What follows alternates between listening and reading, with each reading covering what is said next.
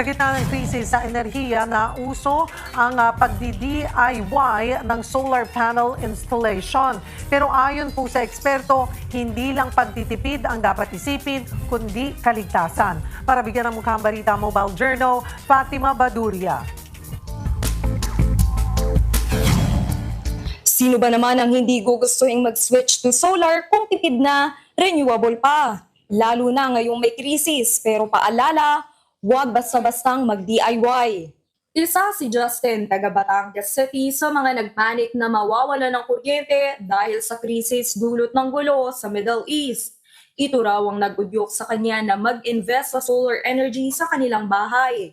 Pero para makatipid, nag-DIY na lang siya. Hindi naman ako certified. Inaral ko lang din, tapos pagtulong ko sa mga friends ko, dapat tama yung computation ng bawat linya, ng mga gagamitin, bago mo siya talaga ikabit, dapat sure. Mas makatipid ka ng siguro 50,000, 100,000 ng pagpapakabit po. Pero paalala, may panuntunan dyan ang pamahalaan. Ayon kay Engineer Kennedy Diokno, Assistant Building Official ng Quezon City, kailangan ng lisensyadong electrical engineer para makakuha ng permiso na magpakabit ng solar system.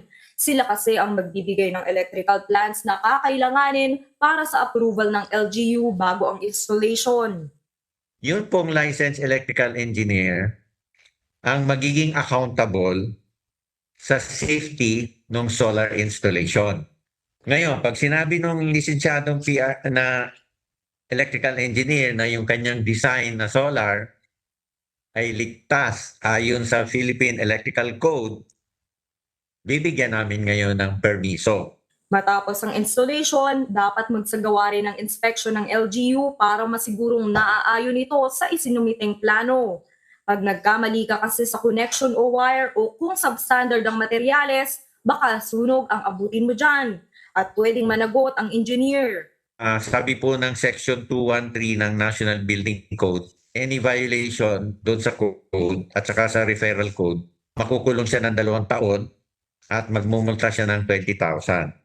Mas stricto raw ang pag-implement ito sa mga commercial buildings, pero dapat pa rin aniyang sumunod ng mga residente dahil pa rin naman ito sa kanilang kaligtasan. Mga kapatid, Mobile Journal, Fatima Baduria po, hatid ang mukha ng balita.